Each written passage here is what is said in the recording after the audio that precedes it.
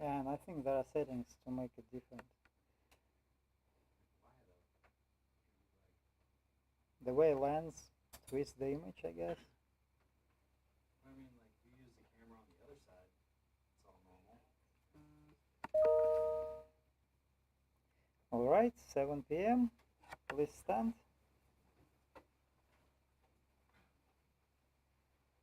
I pledge allegiance to the flag of the United States of America, to the republic for which it stands, one nation under God, indivisible, with liberty and justice for all. Thank you, Bob. Our heads. Father, during this special time of the year, we thank you for the graciousness you've given to the Squadron, for the safety of travels, for their health. And we ask that you watch over our members, wherever they may be, during this season for safety, but most of all, just watch over us as we continue with our mission that we are to follow. In your name we pray. Amen. Amen. Okay, please be seated. Thank you everybody for coming over today. So I'll give an opportunity for our guests to introduce themselves. So Ryan, would you please stand and maybe come to the front and say a few words about yourself?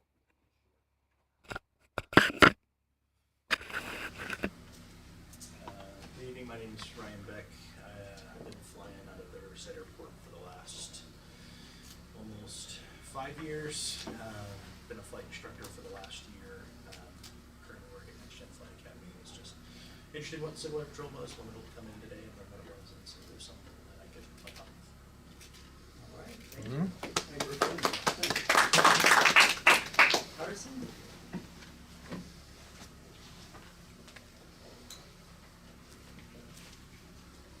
Hi, I'm Harrison. I was a member of Squadron 157 up in Santa Rosa.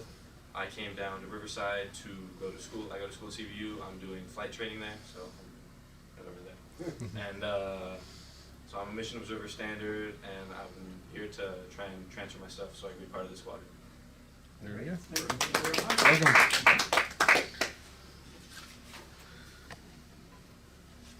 Okay, online on Teams we have Maria and Harper. Hello, welcome. So today is Emergency Services Day, and given we have two visitors, one Mission Observer Standard, that's great, and one CFI interested in joining us. We will talk about different qualifications we need to be effective in emergency services. Before we go to that, a few housekeeping items to go about squadron status, aircraft status, and course. As far as aircraft goes, in Group 3 we still have one aircraft assigned, November 887 Charlie Papa, or CAP 487. It's hangared in Squadron hangar right behind Riverside, whatever the Air Academy, Flight Academy. We keep that aircraft until we get aircraft assigned to us back. We don't have the ETA for an aircraft returning to us due to technical issues with the aircraft from Sacramento Squadron. It hasn't been resolved what caused the partial power loss on takeoff. So induction system is currently being assumed. Actually, what hints towards the induction system, there is another aircraft currently in our shop in maintenance 1, which is 216 Charlie Papa from Arizona wing. It's a 206 turbo, and that aircraft also experienced partial power loss in a rather similar way. And what's common, based on my observations at least, between the 182 aircraft from Sacramento and this aircraft, both aircraft just had engine overhauled. And I believe, I'm actually checking on that, but I believe by the same shop. And the Turbo 206 had this intermittent issue after the overhaul with induction system, and the I believe fuel server was sent for additional inspection and overhaul several times since the engine overhaul. And what maintenance one have done, they ruled out issues with fuel servos, and they shipped them back to the shop, which serviced them before. So I am checking if 182 was overhauled by the same shop, and that would hint it in the same direction potentially. Maybe parts they use or whatever the process they may have in place. So what else is interesting to help with the mission for which Turbo 206 was transferred here, we got another Turbo 206 from Nevada wing. I think it's 130 Charlie Papa, and that came with overdue 100-hour inspection and is in the shop right now.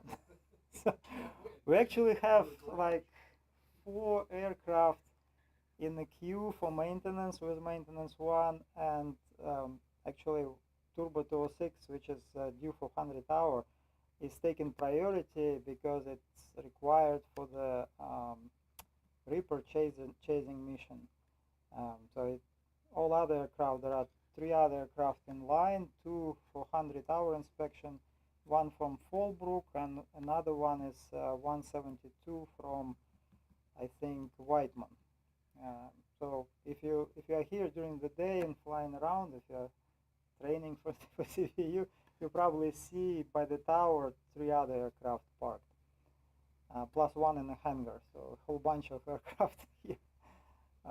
Good part of the wing assets actually. So that's the current status.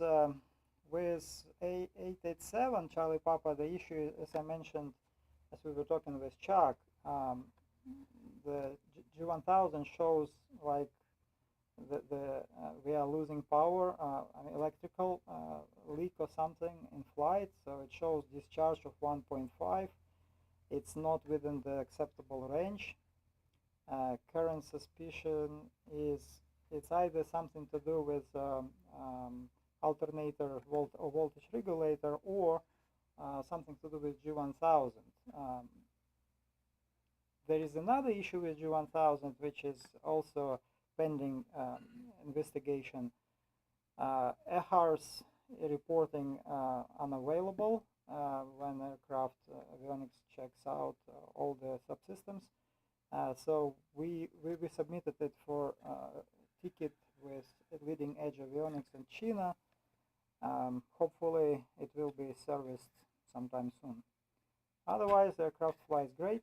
It's been flying last week for about 6 hours total for Air Force Junior ROTC program or rides, and for the training flight with Chuck and Terry.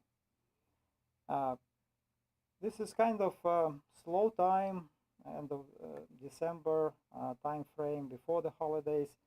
So usually aircrafts are not severely overbooked, even though we have 4 aircrafts down for maintenance in the local groups.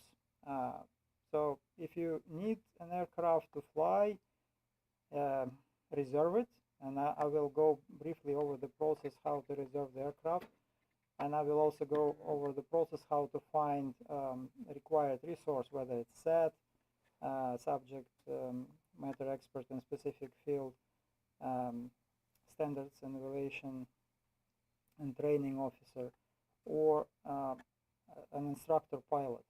So I offered Nathan and Luke the opportunity to fly on Thursday because I knew the instructor was available. And since you are not available, I let another pilot to get that time slot with aircraft and instructor to get Form 5 back, which is good, by the way, because this pilot is also an instructor, Trent Ferris from Hammett Squadron, and he will be able to walk with you guys, train in a much more flexible fashion. He is CFI, he's airline pilot with SkyWest, and he has fair amount of time to fly. So for your own benefit, since you are CFI, should you decide to join us, there is plenty of opportunity to fly, to train onboarding pilots, to get check rides, and so on and so forth. So you'll have to follow certain steps to get yourself into the system, and then just your time is the limit from the flying opportunities point of view. Any questions so far? All right. Yes. Just quickly, I mean, you know, I know Terry called me and said, hey, I'm going flying. Is there a list, or do we have a forum where you can sign up to say, hey, if you guys are going flying, call me? There is none. Basically, what I do, if I am up for, if I have availability and let's say I have proficiency flight, or just generally I'm open to flying, I'll just send an email out first to the squadron, to those who I know is coming through onboarding process, then to the group, and so on and so forth. It's a good idea to establish some kind of running spreadsheet indicating I thought options. maybe we could do it on Teams. Yeah, we can set have up a separate Teams channel, and people can, you know, make themselves available, indicating time frames. For example, I have plenty of time available starting December 22nd, and I will have proficiency flight available for me. So if anyone, for proficiency flight, I can only take standard for, you know, brushing up the skills. For example, we can go fly with you, Harrison, since you're observer standard, and if you want to refresh yourself, you can be in the right seat, handling radio communications, and so on and so forth. We can practice search and rescue, profile, etc. Aaron Gapison from Flabop Squadron reached out to me. It's more like kind of on personal level, so just send an email to pilots you know, say, hey, I need this flight, would you be able to help me? Like Aaron, for example, he is finishing his scanner rating, and he needs a couple of practice flights to square that away, and also needs a help getting his observer rating done. So I will work with him on observer rating and help him to get his scanner finalized during that week. I will also be flying local cadets, so those who can fly around my availability are welcome, and it's on first come first serve basis. So my time is not unlimited, Sure. but my family will be away, and the aircraft is generally available, and my work is off. I'll fly as much as it takes. So we can go fly with you and finish your stuff too. We can actually put it together. Aaron can be in the back as a scanner, and you can be in the front as observer, and get two tasks accomplished at the same time. Sounds great. Yeah, but creating an availability forum for the group is a good idea. I suggest, since you came up with an idea, just create a channel, and I'll work with you inviting the pilots and other resources into the group, and we can start making it more or less predictable. I'll look at it and see what the best way to do it is. I think Teams would work, but we'll see. Yeah, Teams should work with one assumption: everybody's using Teams, which brings me to another subject, which I keep reiterating. Please make sure you use your copy mail, right? So, because all the information about search and rescue exercises, about opportunities of different kind, go through that channel. That's how we know if a mission is open and they need specific resources, etc. So nothing else. Plus, of course, personal connections. So talk to people you know, who you met. And going to SAREX is a great opportunity to meet people. So if you fly with certain pilot at a search and rescue exercise, make sure you get his or her contact information. and then just check every so often and say, hey, I'm available, I have these ratings, let's go, take me with you. And once you get your standard ratings, you get more opportunities. As long as you are a trainee, you are excluded from invitations to participate in some events. There was an opportunity to fly this Thursday for WADS mission, so Western Air Defense Corridor. Well, I responded to it, and if let's say they pick me for that, I will reach out to those observers I know with an opportunity to fly in the right seat, because it takes 2 people to fly that mission. But it's a good question, and we should do something about it. We're also planning to get the search and rescue exercise sometime mid-April here in Riverside. Aaron from FLABOP volunteered to lead that effort. So, and Terry asked me to help him, but I don't have experience doing it. I have never done planning for search and rescue exercise, and it will be great experience for me to get it done. So I'll work on it, and I'll keep Squadron updated on progress. Most likely, the whole process will be done sometime in January, and we will have dates set, we will have budget allocated, we will have different sections, chiefs covering different sections, and it all starts with IC. If we find an IC, incident commander, who will be willing to lead that exercise, great. That makes it a lot easier. Maybe it will be just group 3, maybe it will be joint effort with group 7 or group 1, we'll see. All right.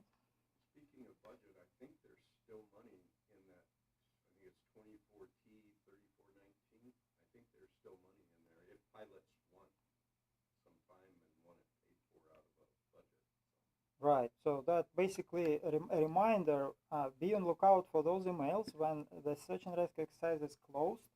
Sometimes money is still available in the budget, and it gives an opportunity to pursue specific ratings.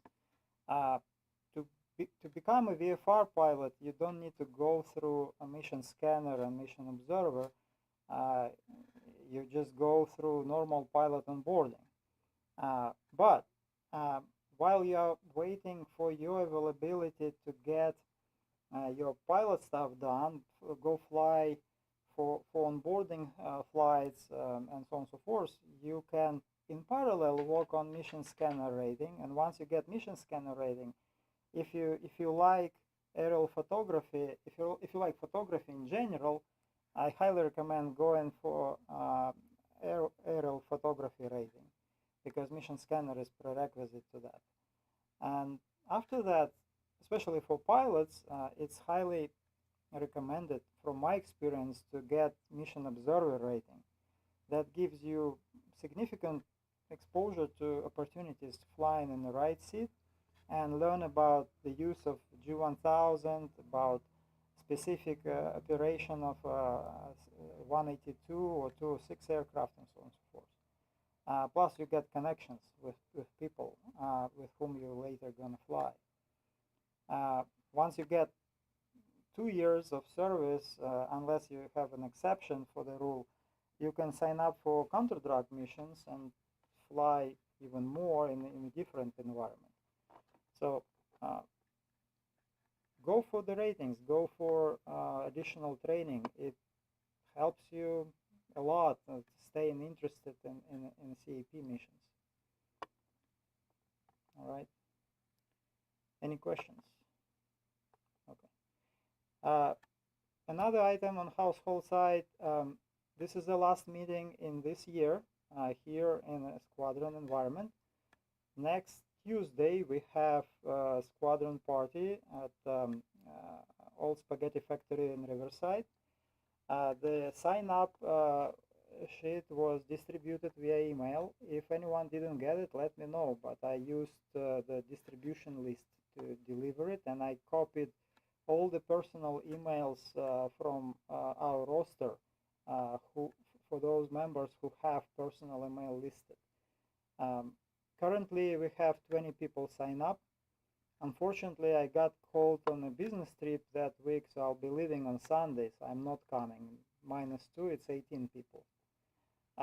Kevin Booth, our maintenance owner of the maintenance shop, is tentative right now. He promised to let me know closer to the time. So let's keep 20 head count for now, Bob, and I'll give you another update. Right. We've done that in the past, and if we end up with a couple seats vacant, that's the way it goes. So I have to call him tomorrow. Yeah. Harrison, you're I'll welcome to plan on join 22. us. We meet at 6 p.m. At Spaghetti Factory, Old Spaghetti Factory Riverside, and then dinner will start at 7 p.m. I like to go, but I think I leave for home that Tuesday. Yeah, it's okay. Just opening up an opportunity for you. Same for you, Ryan. Since we are not meeting formally, you're welcome to join us in an informal environment, and you have a chance to meet more people there. Some of the members who you don't see today in the meeting will be there. And the requirement for a new member to join a squadron is to attend 3 meetings, formal or informal. After which, basically coming back, it will be, I think, second Tuesday in January. Let me double check. Yes, January 9th. Monday, Yeah. so it'll be January the 9th. Yes, the next formal meeting will be January 9th. So if you come to our party, that will be a second meeting, and then January 9th would be a third meeting. So mark your calendar for that. We spend about 10 minutes on safety. Yeah, so next is the second Tuesday, and it's a safety meeting. So Roger promised to cover some safety aspects. Don't overeat, don't overdrink, drive safe, right? So many ways to look at it from safety perspective. Okay. So, for benefit of our visitors, let's talk about onboarding process. So for you, Harrison, there is no process, no requirement to attend 3 meetings. You can initiate a transfer at any time, and your squadron commander, I believe, has to approve it, and then once it reached me, I'll be approving person. So you have my contact information. If you have any question, reach out to me anytime. For you, Ryan, as I mentioned, 3 meetings you have to attend. Then we will, at the third meeting, after the third meeting, we will sit and discuss your goals with CEP and how you understand the mission of CEP and what kind of help you can bring to the organization, whether it's our squadron, our group, or the wing level. And for you being a CFI, it's very easy. We need instructor pilots, and we will do whatever it takes from our perspective to help you through the onboarding process. So same goes for any new pilots who want to become VFR pilots initially and go through the steps, adding additional qualifications. So if you feel like you need help, let me know. We've been talking quite a bit, and it's mostly your availability and schedule which gets in the way. But if you need help, once you, let's say, allocated your time and you need help getting, aircraft and an instructor pilot aligned, don't hesitate to call me. With exception of starting Sunday next week, late afternoon, and until I come back on 18th, I'm very available. Okay, and for you, nothing. Just don't wait for things to happen by themselves. They don't. You have to do something to make it work. And Chuck is a great example. Chuck came with a purpose and a goals, and he managed to get now 3 ratings, right? Almost 3 ratings. So, okay. Resources. What kind of resources we have to help you through the process?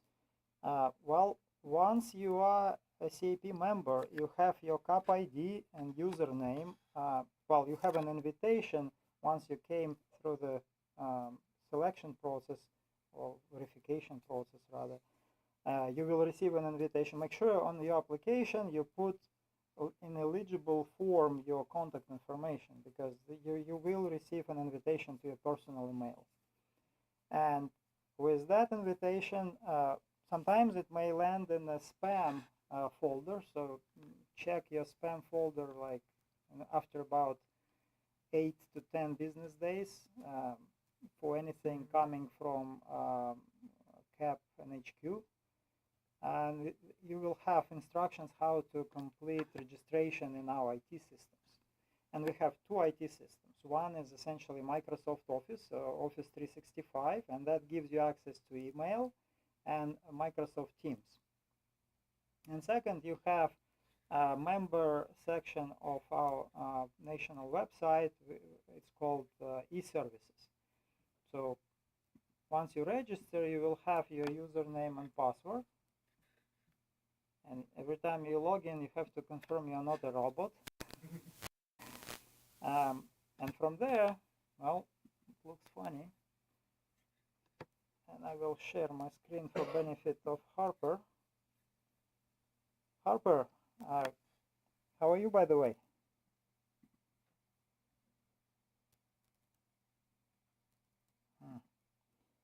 I installed new version of the system.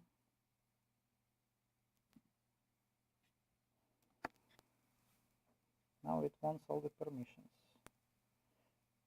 Online members, I will log out and log back in quickly.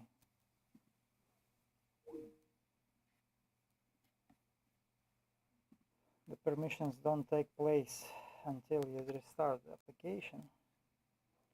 By the way, there is a new version of Microsoft Teams. It finally allows you to have multiple accounts and switch between them.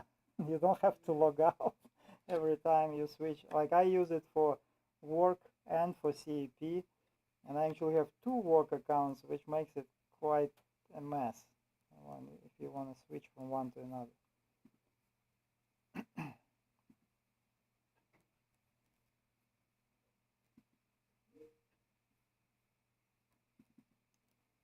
Okay, I'm back. Share my screen.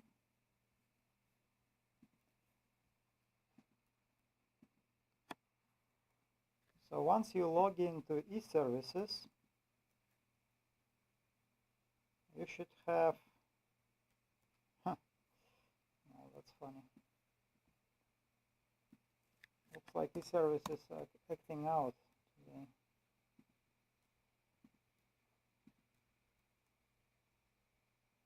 Okay, you land on this screen and your favorite apps will be empty. And once you in the system, first time you come to the meeting, let's work personally on selecting specific favorite, we call it applications, but it's favorite kind of bookmarks of the system. And some most useful will be for you learning management system, operations qualifications, and WIMMers.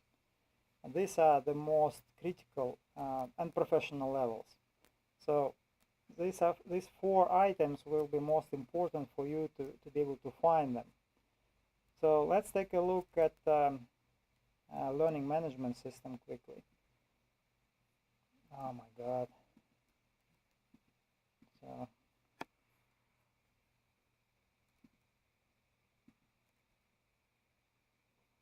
okay. Don't look at any of the old stuff. So you probably have to do, I don't recall if cadet protection course is available on a new Access LMS, or maybe you still have to do it on the old one, but it's also in Access. Okay, so anything you see below, just disregard them. Everything is in the interactive course, but it doesn't like me today because the button to go to Access is not available. Let's see if I reload and it goes back.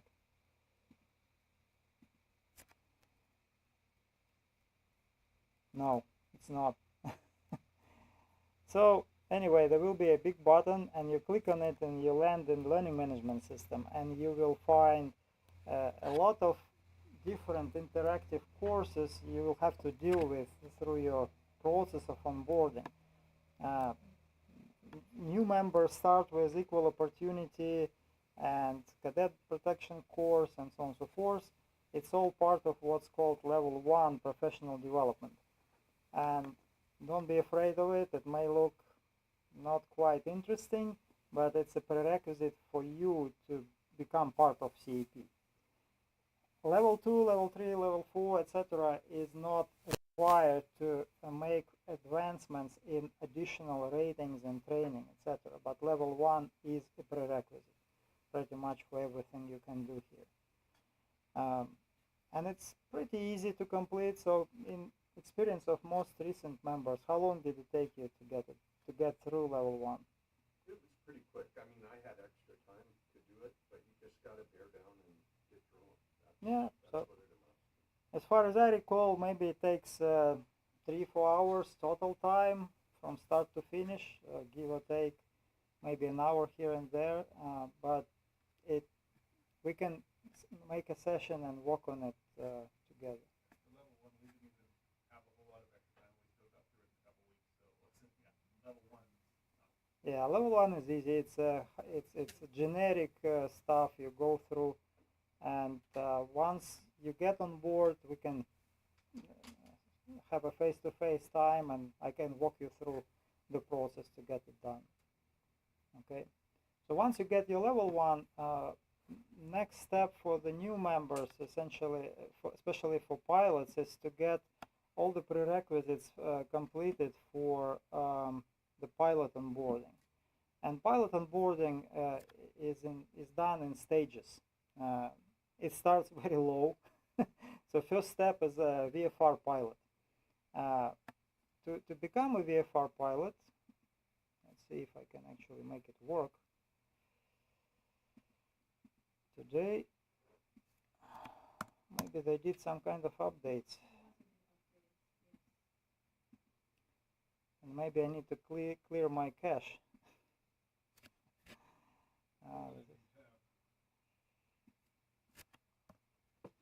Let's do this. I'll do the incognito. I'll just have to share it.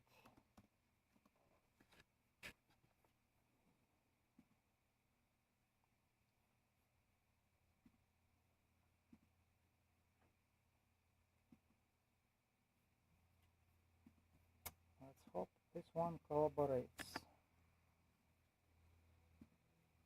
Well, one thing to keep in mind, CAP is volunteer organization, so pretty much everything we have within CAP is done by volunteers, so including the back office system and so on and so forth. So it may have quirks to it, not super user friendly sometimes, but it works and it does the job. And everything we do within CAP is done through this back office.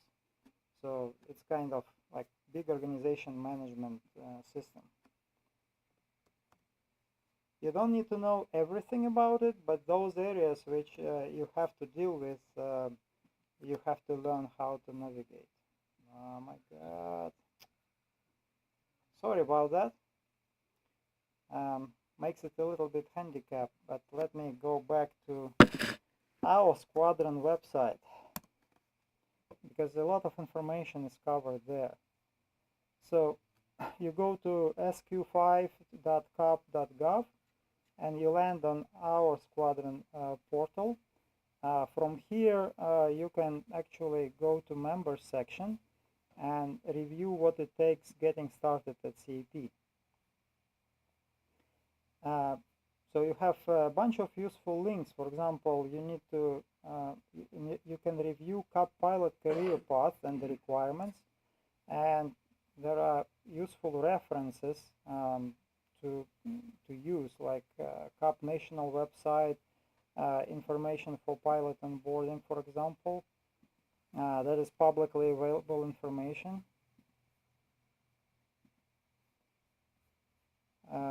you can see basic requirements. You have to be 18 years and older. You have to be current FA private pilot or higher, have current FA medical or basic med, complete level 1 of senior member professional development program, which I mentioned before. And you have to access in the online learning management system complete aircraft ground handling course and CAP aircrew professionalism course, and complete CAP T 116 general emergency services lesson.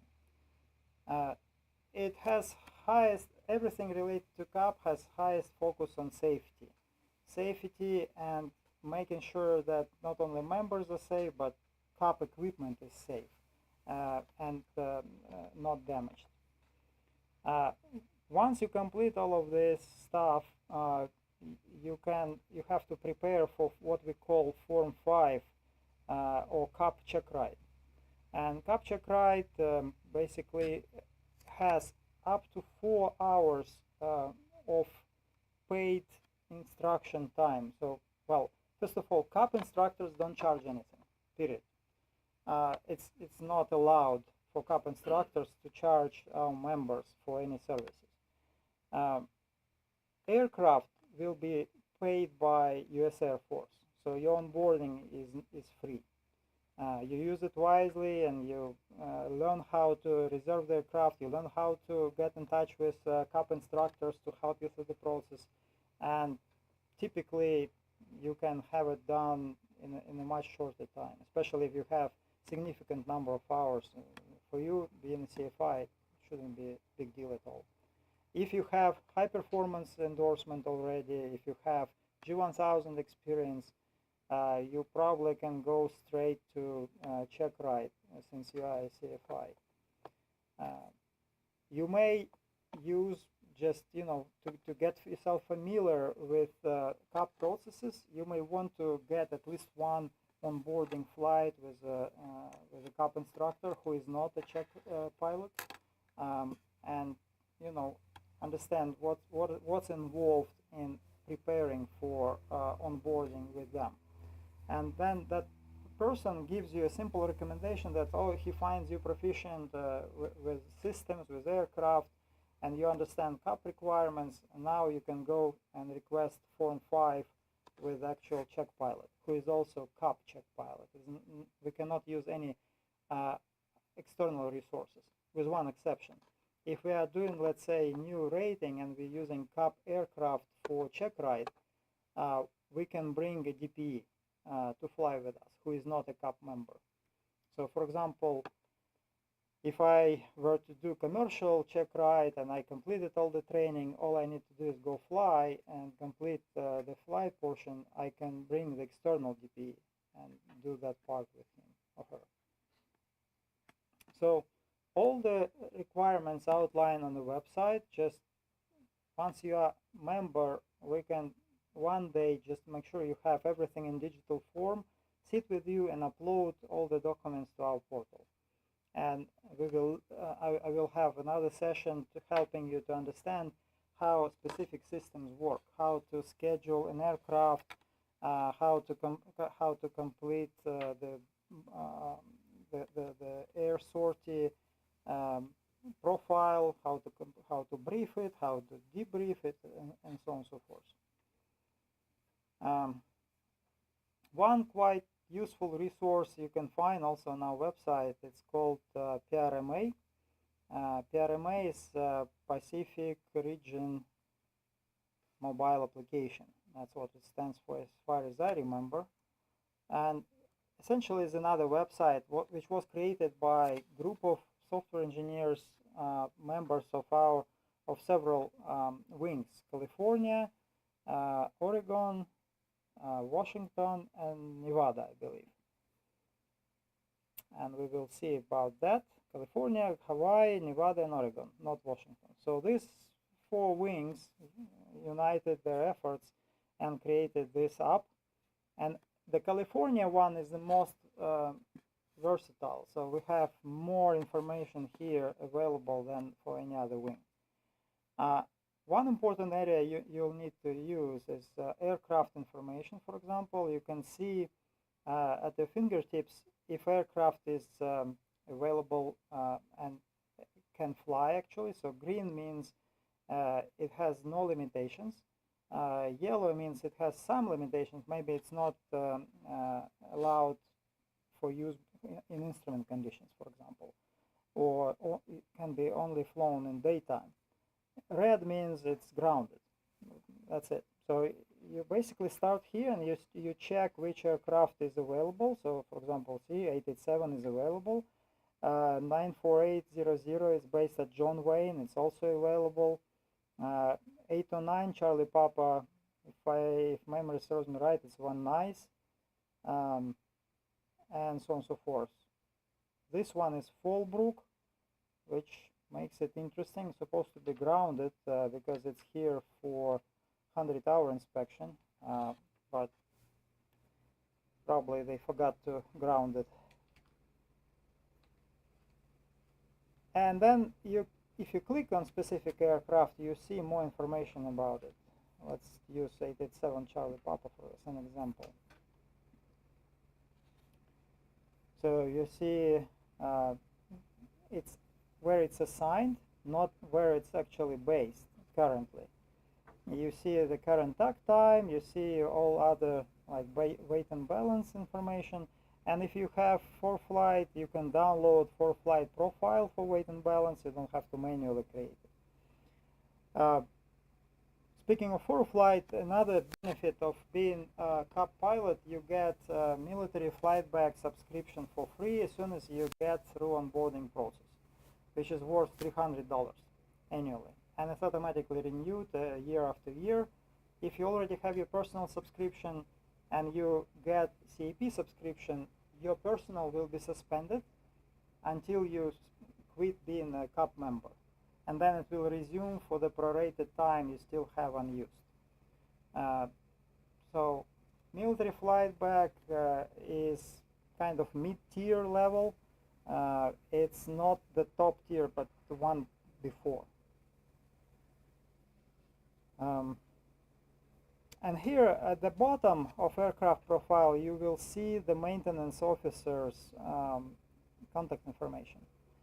So if you have questions about how to get to the hangar, to the aircraft, this is where you start. Well, in this case, aircraft is actually based at Riverside, but it shows the maintenance officer from Palm Springs. Most likely when you call them, they will say, okay, you contact Riverside maintenance officer, and they will give you a name of that person. The other useful information from PRMA would be check pilots. So it's more than just check pilots, it's also CUP instructors.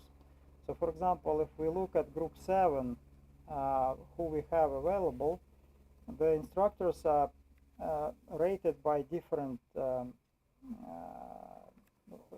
qualifications. So we have initially you just need an instructor pilot. If you are learning onboarding in a round dial aircraft, you can pick just instructor pilot airplane, but if it's G1000, you have to select G1000 qualified instructor pilot. So in Group 7, I mean, which pretty much Fullerton Squadron mostly, you have 4 instructor pilots. You can reach out to any of them and find out their availability for your onboarding. So for onboarding, you have to get 2 things together. You have to, well, 3 things: your time, aircraft availability, and CUP instructor pilot. Be available at the same time and the same place for required period of time. And it's the most challenging part. Once you get through your onboarding flights, and then you have to get your check pilot in place together with you and aircraft, and then you will look at check pilot who is G1000 qualified, and you'll have some different names here. one rule: if you are practicing with one instructor pilot and who is also a check pilot, you cannot use that instructor as a check pilot.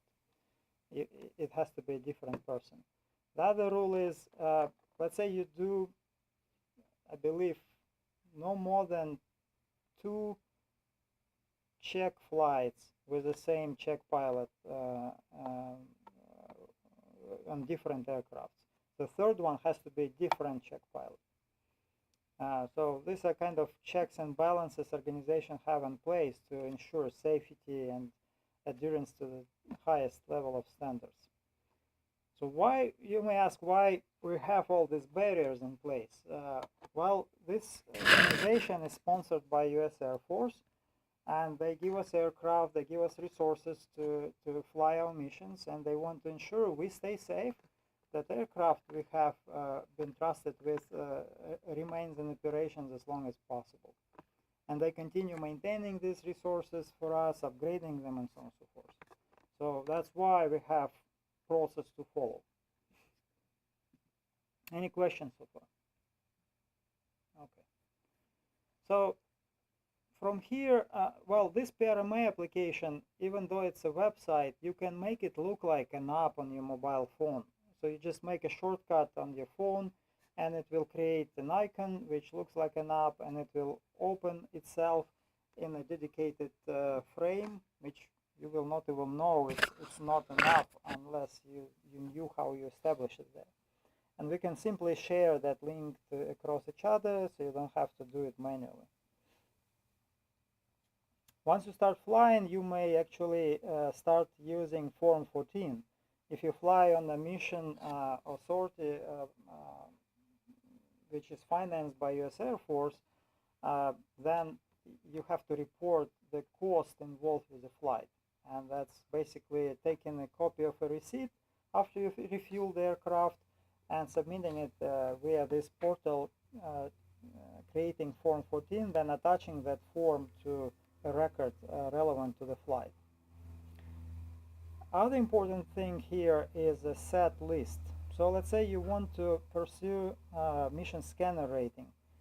So you find that specific emergency services rating, and you will see sets who are qualified to work with you, preparing you for your exams. And in our squadron, we have plenty to work with currently. So there is another way to look at it by unit, and you look at Group 3, which is Inland Empire, and then you find Squadron 5, and you'll see that for a lot of qualifications we have more than one set. So I can be a set, Chris Younger can be a set, Mike Swift, Terry Pratt. Lon, unfortunately, is moving to Texas, so he will not be available for us once he completes the transfer, but we have enough. We have mission scanner, we have mission observer, we have mission radio operator, mission staff assistant, myself and Mike, mission safety officer, Mike, and so forth. So plenty of resources to get through a lot of ratings. In the neighbor units we have, if you're interested in hiking and ground operations, you can get involved with ground team. Being part of our squadron doesn't mean you can only interact with our members. You can interact essentially with all CAP members, even regardless of state boundaries. Also, it gives you access to resources such as airplane nationwide. In some areas you may have to do like some kind of check ride to ensure you're familiar with local rules for operating in specific area, like Hawaii. If I go to Hawaii, I can fly CAP assets there, but most likely they want me to go and fly with local CAP instructor before they sign me off for local flights.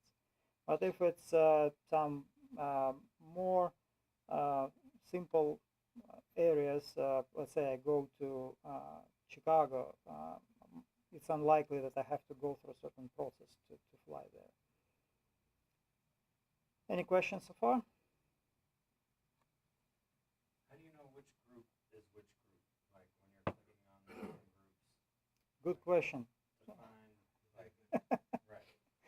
Well, I know that Group 1 is essentially like Greater Los Angeles area. Okay. Group, yes. And Group 4, I don't remember where Group 4 is. You can actually go to a website for each group and see. Now, it would be great to create a map. So if you're interested to create such a map, maybe it's actually on our wing website. I didn't look. Could be. It does break it down into areas. Yeah. So Group 7 is Orange County and maybe Long Beach, part of Group 7. As far as I. GoSilverAirPatrol.com, and if you go to groups in there, it'll give you the areas that we group.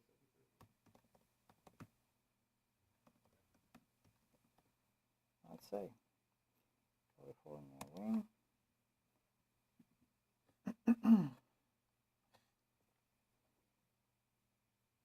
Locations.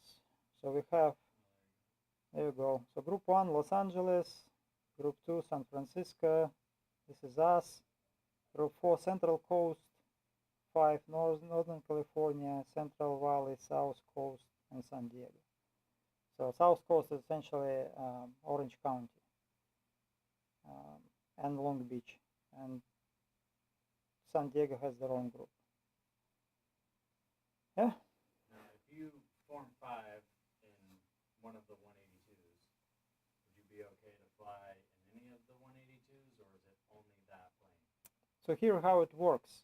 Let's say you want to fly just 182 and you want to start with round dial because you feel comfortable with it.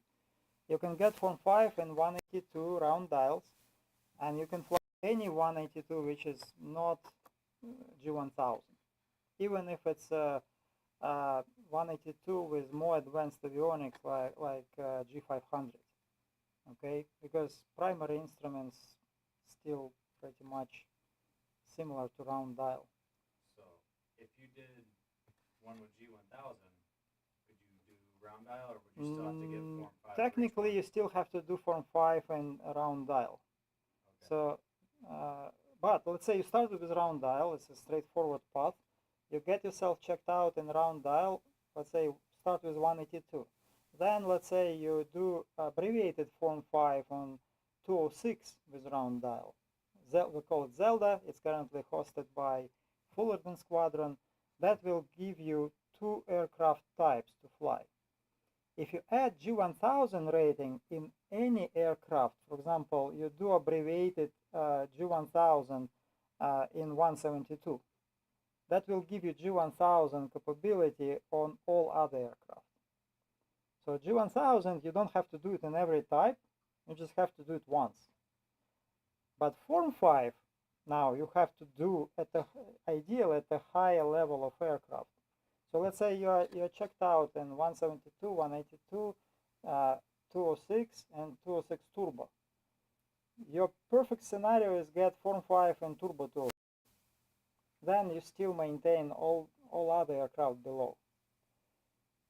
They didn't restrict me from flying 206, regular 206, and 206 with G1000 because I did my Form 5 and 182 G1000, like the renewal Form 5.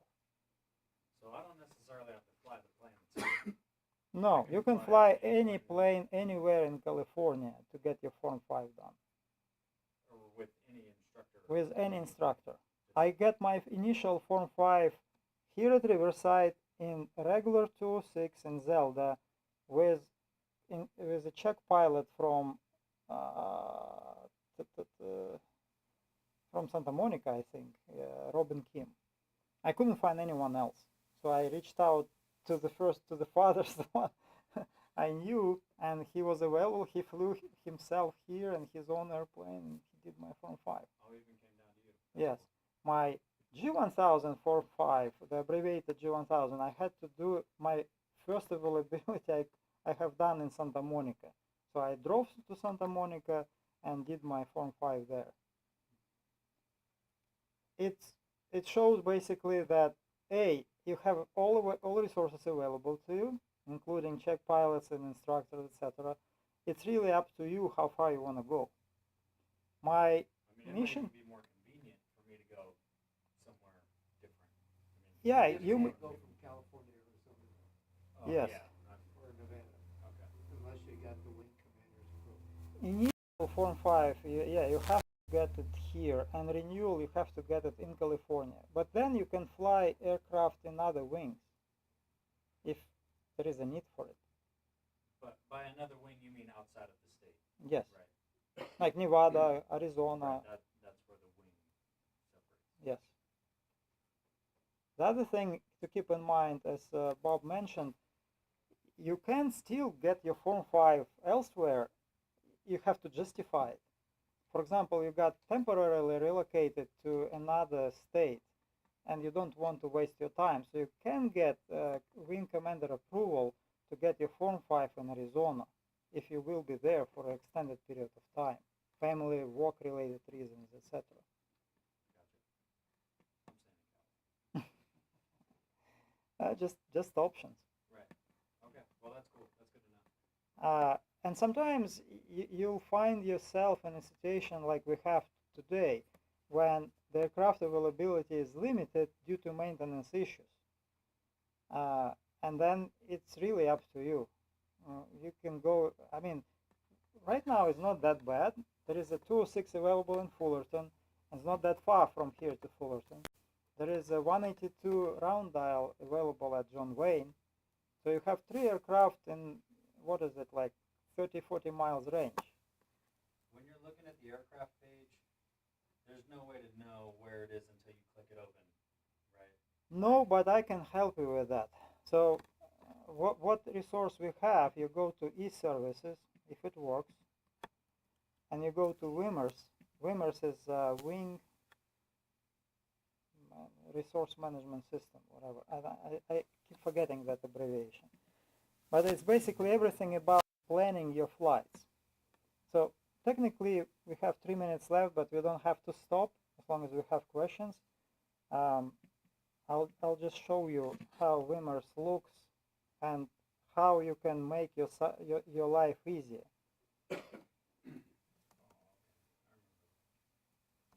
So you can select favorite aircraft, okay, and that's what it is. It's called WIMMERS.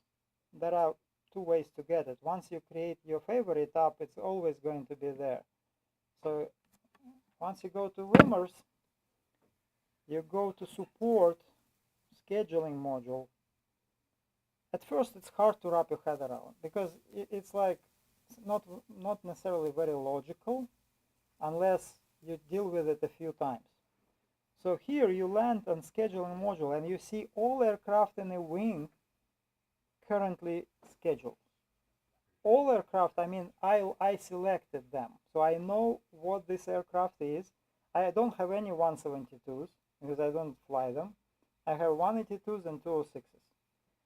And you click on update my preferences once you get there, and then I have this aircraft here because I know what those are. One interesting example, 216 Charlie Papa, which was transferred from Arizona. It's not in the list of our aircraft because it's not assigned to our wing, but it's here and you can fly it if you know the tail number. So once you learn it from our meetings or from other friends in other squadrons, you can add it to your preferences and it will show on a schedule. Oh, so you're not picking from a list saying, I want to see this one, this one, this one, this one. You have to physically put in the tail number. This is how it looks. So you click on add new aircraft, you select the California wing, and you get all California wing aircraft. Unfortunately, the airport, which is the base for the aircraft, is a useless feature. It doesn't work for me. I don't know. I mean, maybe it never works, maybe it's broken or whatever. So I learned about specific aircraft tail numbers and where they are typically based. Okay, and this is why we have meetings. So I can help you with that. So I can set it up once in your account, and from there forward you will have only aircraft you are interested in. And you can start simple. Just you can open that PRMA page, see what PRMA displays as a base airport, and if it's within your distance range, and add it. And work with me over the phone, online on Teams, or here in person, and we can fine-tune it. Okay. So once you do that, you will see what is you will see what is scheduled. Everything else is not scheduled. For example, you know you are going to be available on 21st, and you see blank screen, means none of aircraft of your interest are currently scheduled for anything. Okay, so you click here and then you create a new schedule for yourself. And let's say you are not sure yet, right? So you just know you want particular aircraft. So let's say you want 887 Charlie Papa, and you want it for roughly 2 hours, and you are going to start, well, 2 hours actually here. This is the start time. So you want to start at 10 in the morning, and you're not sure yet which mission to use. So you click TBD and add schedule. So now, if you refresh this window on 21st, that aircraft will pop up. See, from 10 to 12. Okay, and you can cancel it at any time. So let's say your plans change, you can modify it, you can move it around as long as it's not booked in another hour yet. Or you can just cancel it. And keep in mind, just good attitude towards other pilots. If you're not going to use the resource, release it so somebody else can use it. Another thing is, yes, Mike. Yeah, you also get an email. If you pick an aircraft of your preference, then you get all the scheduling for that aircraft in your email. Correct. So you go to preferences and you select specific aircraft. For example, let's say I'll use this one. You can choose to get notified if it's been booked by somebody else. And in this case, you'll receive an email. Also, if by incident you book it with somebody else, overlapping with the schedule overlapping with somebody else, you will get immediate notification that the aircraft is already reserved for that time slot. Another thing to keep in mind about aircraft reservations is priorities of missions. So A missions have a higher priority over B missions, over C missions. So also within the A category, A meaning that Air Force funded missions, you have a higher priority missions. For example, if you book the aircraft for your onboarding flights, but the wing needs it for the counter drug mission, they may take it away from you and not even notify you about that. But don't be upset with it because it's a wing, it's a CAP resource, and it may happen. It doesn't happen that often, but it does happen. Many schedulers, they will give you a courtesy call or send you email or text message. Hey, we are taking the aircraft from you. That's why when we reserve the aircraft, there is a contact information associated with us. So make sure your CAP profile is up to date with your contact information. This way you save yourself, wasted time driving to the airport, finding that aircraft is not in a hangar.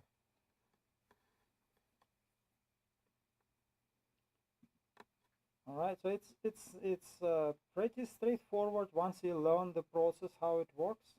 And next time when we meet next year, I will dedicate, after the safety meeting on 9th, the next meeting we will dedicate for using Wimmers as a system, what it takes to create a sortie for your flight, and how to close it, how to get flight release, and so on and so forth. So not just you schedule aircraft, but you have to go through risk assessment process, which is kind of a wizard you complete when you reserve your flight, and that looks at type of the flight you're going to do, the weather, terrain, and so on and so forth, your level of comfort flying the day, how many sorties you're flying, etc. And then before you fly, you actually have to get the flight release. And what it means, let me show you that. So I'll show you an example.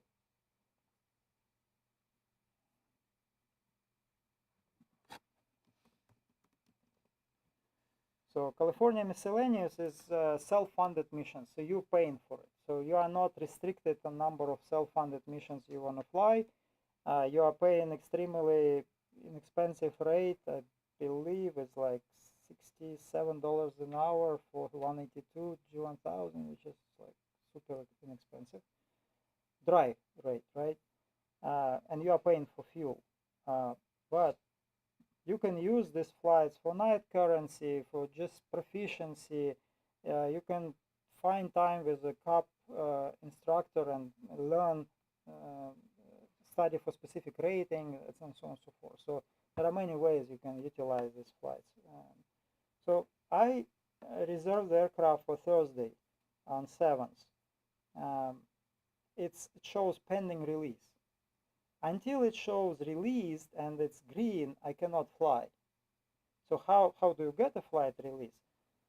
When you edit your sortie, you put all the details and you put your contact information, your passengers and whatnot. You complete your risk assessment matrix. You just need to request flight release officer.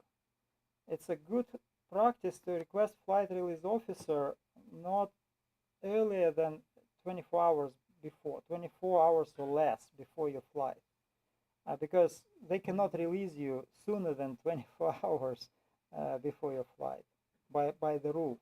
So less than 24 hours. It has to be 24 hours or less. So I didn't select the flight release officer yet, but there is a whole bunch of them here. Quick turnaround, like if you did it that day, like in that morning. Well, yeah, so you have to build a report with flight release officers in your circle, right? In our group, we have Mike Swift. He's very available. Just give him a courtesy call, a text message. Hey, Mike, I'm planning the flight tomorrow. Are you available to be my flight release officer? And 99% of the cases, he says yes. Okay? And then you just select Mike Swift and click submit, and he will receive notification that you requested it. Now he will review all the information you completed, and when you do it first time with him, he may give you a call and go over the details. And if you missed anything, he will help you to complete your sortie information in an efficient way. And then as you keep working with him, he starts trusting you more, and he will less likely to call you back to go over stuff. Let's say the weather is questionable, but you marked it up as clear VFR, he will give you a call, and so on and so forth. The flight release officer is your safety line, right? So he makes sure that you did assess your risks and you prepared the flight as required and safe. And then he not just checks you off, he will monitor you on our track system until you text him that engine and wheels down. So you typically, immediately before the flight, you text him engine start time when you start the aircraft, and when you land, after you secure the aircraft, you text him wheels down time. And that's it. At that point, he stops monitoring you. So that's another checks and balance we have in place. And then after a few times, it becomes your second nature. In fact, in my private flying, I am now using the same practice with a circle of pilots I know. For example, when I went to Oshkosh, I used Trent Ferris as my safety officer. So if I had questions about the weather forecast, I called him and we discussed it. What are the options in terrain and so on and so forth. So it builds additional good habits in your flying career. Okay, I'm pretty sure flight schools have the same process. For monitoring? For verifying that your plans align with safety standards and so on and so forth. Yes. Yeah. And military does the same thing, even at a higher level of standards. I was listening to podcast on the way here. It's an interview, aviation news podcast, and there was an interview with the CFI, CFII, who was a former I don't remember is he with the army or with the Air Force, but he was with the military for some time, and he is sharing the ideas what general aviation pilots can adopt from military flying processes, planning, risk management, and so on and so forth. And it's quite educating, and you don't think about many of those aspects of planning and flying until you hear it out. And at first maybe it looks excessive, but then you give it a second thought, it's actually making sense.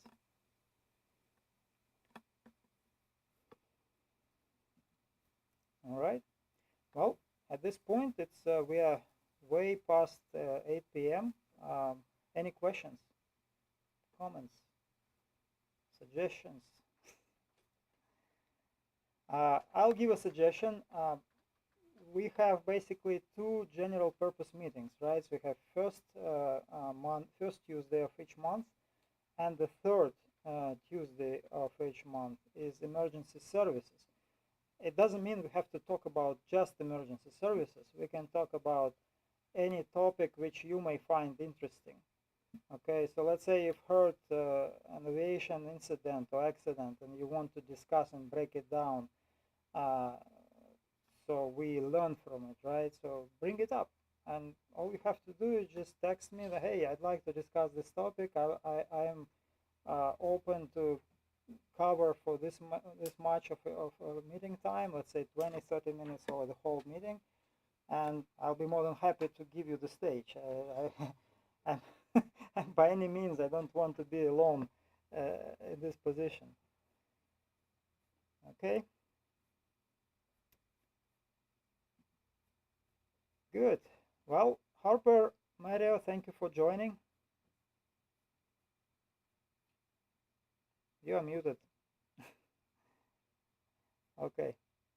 Have a good night.